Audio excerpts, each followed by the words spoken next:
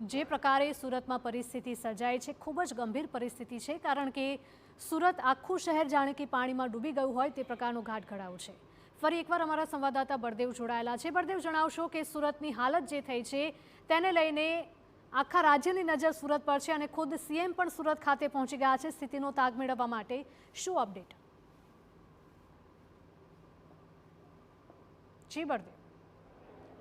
જે રીતે છેલ્લા 2-3 દિવસથી દક્ષિણ ગુજરાતના અલગ અલગ વલસાડ, વાપી, નવસારી અને સુરત જિલ્લાની અંદર જે પરિસ્થિતિ સર્જાઈ હતી, ભારે જે વરસાદ વરસ્યો છે અને ઉપરવાસની અંદર પણ જે ભારે વરસાદ વરસ્યો છે અને તેના કારણે અનેક વિસ્તારોની અંદર પાણી ભરાવાની જે સ્થિતિ સર્જાઈ હતી, અનેક લોકો છે જે તેને અસરગ્રસ્ત થયા હતા। સુરતની વાત કરીએ તો સુરતની અંદર દર વર્ષની જેમ આ વર્ષે પણ ખાડી પૂરની સ્થિતિ સર્જાઈ હતી। ત્યારે અત્યારે જે રીતે દ્રશ્યોની અંદર જોઈ શકાય છે કે ગુજરાત રાજ્યના જે મુખ્યમંત્રી છે તે પણ જે છે સુરતના જે રીતે અહીંયા પહોંચ્યા છે સુરત ખાતે, અને ડેપ્યુટી સીએમ હર્ષભાઈ સંઘવી પણ સાથે જે જોવા મળી રહ્યા છે અને તમામ જે દક્ષિણ ગુજરાતના જે અધિકારીઓ છે, પદાધિકારીઓ છે, તેમની સાથે જે મિટિંગનું છે તે આયોજન કરવામાં આવ્યું છે અને તમામ જે તાક છે તે મેળવવામાં આવી રહ્યું છે। કારણ કે દક્ષિણ ગુજરાતની અંદર જે નવસારી છે, વલસાડ છે, વાપી છે, સુરત શહેરના તમામ જે મોટાભાગના જે વિસ્તારો છે તે ખાડીપુરની અંદર અસરગ્રસ્ત થયા છે અને જે રીતે ધોધમાર જે વરસાદ વરસ્યો હતો અને 15 ઇંચ કરતાં જે વરસાદ વધુ વરસવાના કારણે અનેક વિસ્તારો છે તે પ્રભાવિત થયા હતા અને તેના કારણે તમામ અધિકારીઓ સાથે અત્યારે જે મિટિંગનો દોર છે તે શરૂ કરવામાં આવ્યો છે। અત્યારે જોઈ શકાય છે તમામ જે અધિકારીઓ છે તે અહીંયા જોવા મળી રહ્યા છે। પરિસ્થિતિનો તાગ છે તે મેળવવામાં આવ્યો છે।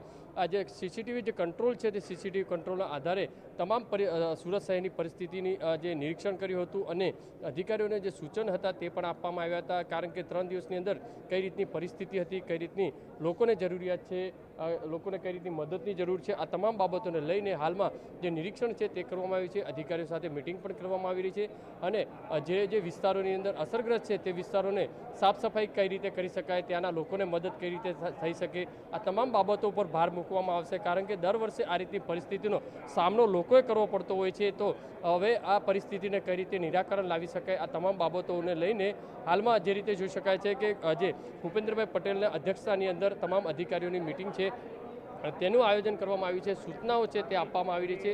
સૌથી મહત્વની વસ્તુ એ છે કે પરિસ્થિતિ દર વર્ષે સુરતની અંદર ખાડીપુરની જે સર્જાતી હોય છે અને તેની અંદર અનેક લોકો, લાખો લોકો કહી શકાય જે પ્રભાવિત થતા હોય છે અને આ પરિસ્થિતિની અંદર અનેક દુકાનદારો હોય છે, વેપારીઓ હોય છે, ઘરવકરી હોય છે, તેમને ભારે નુકસાન વેઠવાનો વારો આવતો હોય છે। આ પરિસ્થિતિથી બહારને લોકોને લાવવા માટે કઈ રીતે હવે આયોજન કરી શકાય તે એક મોટો સવાલ છે। કારણ કે સ્થાનિક ધારાસભ્ય પણ જે આક્ષેપ કરવામાં આવ્યા હતા કે જે ખાડીની આજુબાજુના વિસ્તારોની અંદર જે દબાણ કરવામાં આવી રહ્યું છે અને તેના કારણે ખાડીનો જે પ્રવાહ જે જવો જોઈએ તે જે નથી જતો અને તેના કારણે ખાડીના જે પાણી છે આજુબાજુના વિસ્તારોની અંદર 2 થી 3 દિવસ સુધી જે ભરાઈ રહેતા હોય છે અને અનેક જે સોસાયટીઓ છે, અનેક એપાર્ટમેન્ટો છે અને હાઈરાઇઝ બિલ્ડિંગો છે તેની અંદર પાણી જે ઘૂસતા હોય છે। જ્યારે પૂણા વિસ્તારની વાત કરીએ તો પૂણાના અલગ અલગ જે કોમ્પ્લેક્સો છે તેની અંદર અંદાજિત એ 500થી વધુ જે 4 વ્હીલો છે તે જે પાણીમાં પલળી છે। એટલે આ તમામ જે નુકસાનો છે તે આ વખતે મોટું નુકસાન થવાની જે ભીતિ છે કરોડોની તે વાત સામે આવી રહી છે। કારણ કે